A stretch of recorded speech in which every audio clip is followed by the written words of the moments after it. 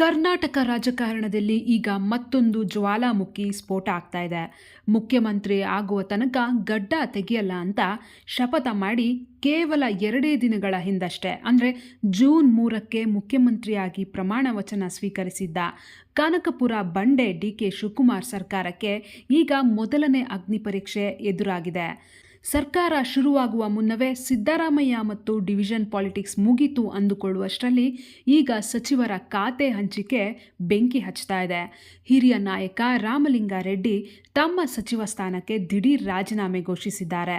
ಇತ್ತ ದಲಿತ ಮುಖಂಡ KH ಮುನಿಯಪ್ಪ ಕೂಡ ರಾಜೀನಾಮೆ ಕೊಡ್ತೀನಿ ಅಂತ ಸಿಡಿದೇಳ್ತಾ ಇದ್ದಾರೆ. ಹಾಗಾದರೆ ಕರ್ನಾಟಕ ಕಾಂಗ್ರೆಸ್ ಸರ್ಕಾರದಲ್ಲಿ ಮುಂದೇನಾಗುತ್ತೆ? DK ಶಿವಕುಮಾರ್ ಭವಿಷ್ಯ ಸಂಕಷ್ಟಕ್ಕೆ ಸಿಲುಕುತ್ತಾ? ಇದೆಲ್ಲದರ ಬಗ್ಗೆ ಈ ವಿಡಿಯೋದಲ್ಲಿ ನೋಡೋಣ. ಸ್ಕಿಪ್ ಮಾಡದೆ ಕೊನೆ ತನಕ ನೋಡಿ.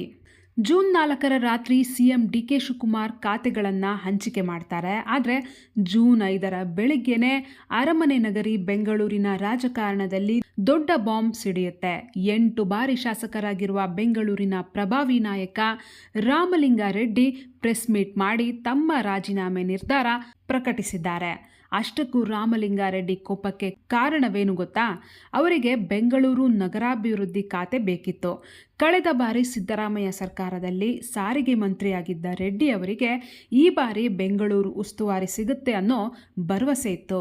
ಆದರೆ ಹೈಕಮಾಂಡ್ ಆ ಪ್ರಮುಖ ಖಾತೆಯನ್ನು ಕೃಷ್ಣ ಬೈರೇಗೌಡರ ಕೈಗೆ ಒಪ್ಪಿಸ್ತು. ರಾಮಲಿಂಗಾರೆಡ್ಡಿ ಅವರಿಗೆ ಕೊಟ್ಟಿದ್ದು ಬೃಹತ್ ಮತ್ತು ಮಧ್ಯಮ ನೀರಾವರಿ ಇಲಾಖೆ. ನನ್ನ ಆತ್ಮಸಾಕ್ಷಿಗೆ ವಿರುದ್ಧವಾಗಿ ನಾನು ಕೆಲಸ ಮಾಡಲು ಸಾಧ್ಯವಿಲ್ಲ. ಈ ಅವಮಾನವನ್ನು ನಾನು ಎಷ್ಟು ದಿನ ಸಹಿಸಲಿ ಅಂತ ರಾಮಲಿಂಗಾರೆಡ್ಡಿ ಆಕ್ರೋಶ ಹೊರಹಾಕಿದ್ದಾರೆ. ಪ್ರೆಸ್ ಮೀಟ್ ಮಧ್ಯದಲ್ಲೇ ಹೈಕಮಾಂಡ್ ಮತ್ತು DKಶಿ ಮನವೊಲಿಸಲು ಯತ್ನಿಸಿದರೂ ಕೂಡ ರೆಡ್ಡಿ ಮಾತ್ರ ಬಗ್ಗಿಲ್ಲ. ಅವರು ಶಾಸಕರಾಗಿ ಉಳಿತಾರೆ, ಆದರೆ ಮಂತ್ರಿ ಸ್ಥಾನಕ್ಕೆ ಗುಡ್ ಬೈ ಹೇಳ್ತಾ ಇದ್ದಾರೆ. ಇದು ಬೆಂಗಳೂರು ಕಾಂಗ್ರೆಸ್ನಲ್ಲಿ ದೊಡ್ಡ ಬಿರುಕು ಮೂಡಿಸಿದೆ. ಕೇವಲ ರಾಮಲಿಂಗಾರೆಡ್ಡಿ ಮಾತ್ರ ಅಲ್ಲ, ಇತ್ತ ದೇವನಹಳ್ಳಿ ಶಾಸಕ ಹಿರಿಯ ದಲಿತ ನಾಯಕ KH ಮುನಿಯಪ್ಪ ಕೂಡ ಹೈಕಮಾಂಡ್ ವಿರುದ್ಧ ಕೆಂಡ ಕಾರ್ತಾ ಇದ್ದಾರೆ. ಮುನಿಯಪ್ಪನವರ ಬೆಂಬಲಿಗರು ಕಳೆದ ಕೆಲವು ದಿನಗಳಿಂದ ಮುನಿಯಪ್ಪನವರಿಗೆ ಉಪಮುಖ್ಯಮಂತ್ರಿ ಸ್ಥಾನ ನೀಡಬೇಕು ಅಂತ ಬಲವಾದ ಒತ್ತಾಯ ಮಾಡ್ತಿದ್ರು. ಆದರೆ ಹೈಕಮಾಂಡ್ G ಪರಮೇಶ್ವರ್ ಅವರಿಗೆ ಮಾತ್ರ ಡೆಪ್ಯೂಟಿ CM ಪಟ್ಟ ನೀಡ್ತು. ಈಗ ಖಾತೆ ಹಂಚಿಕೆಯಲ್ಲೂ ತಮಗೆ ಅನ್ಯಾಯ ಆಗಿದೆ ಅಂತ ಅಸಮಾಧಾನಗೊಂಡಿರುವ KH ಮುನಿಯಪ್ಪ ತಾವು ಕೂಡ ಸಚಿವ ಸ್ಥಾನಕ್ಕೆ ರಾಜೀನಾಮೆ ನೀಡಲು ಸಿದ್ಧರಾಗಿದ್ದಾರೆ ಅನ್ನೋ ಬ್ರೇಕಿಂಗ್ ನ್ಯೂಸ್ ರಾಜಕೀಯ ವಲಯದಲ್ಲಿ ಹರಿದಾಡ್ತಾ ಇದೆ. ಇದು ಕೇವಲ ವೈಯಕ್ತಿಕ ಅಸಮಾಧಾನ ಅಲ್ಲ, ಇದರ ಹಿಂದೆ ಕರ್ನಾಟಕದ ದಲಿತ ರಾಜಕಾರಣ ಮತ್ತು ಹೈಕಮಾಂಡ್ ನಡುವಿನ ದೊಡ್ಡ ಸಂಘರ್ಷ ಅಡಗಿದೆ. ಈಗ ಎಲ್ಲರ ಕಣ್ಣು ಇರೋದು ಹೊಸ ಮುಖ್ಯಮಂತ್ರಿ DK ಶಿವಕುಮಾರ್ ಮೇಲೆ.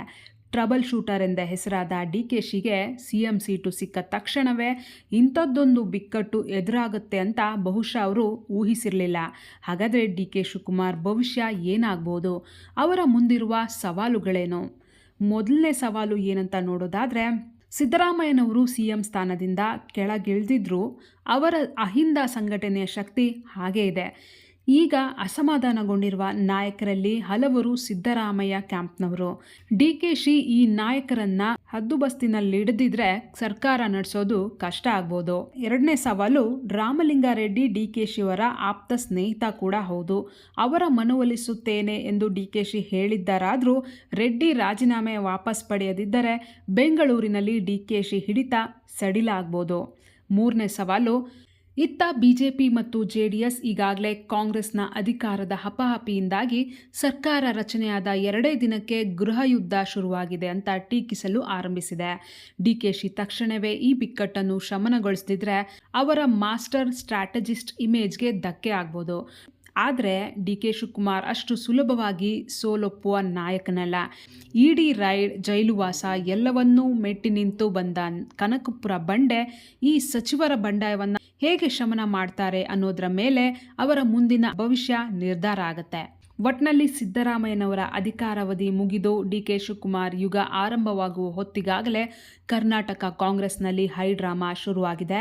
ಹೈಕಮಾಂಡ್ನ ಈ ಬ್ಯಾಲೆನ್ಸಿಂಗ್ ಆ್ಯಕ್ಟ್ ವರ್ಕ್ ಆಗುತ್ತಾ ಅಥವಾ ರಾಮಲಿಂಗಾರೆಡ್ಡಿ ಮತ್ತು ಮುನಿಯಪ್ಪ ಅವರ ಬಂಡಾಯ ಬೇರೆ ರೂಪ ಪಡೆಯುತ್ತಾ? DK ಶಿವಕುಮಾರ್ ಈ ಅಗ್ನಿ ಪರೀಕ್ಷೆಯಲ್ಲಿ ಪಾಸ್ ಆಗ್ತಾರಾ?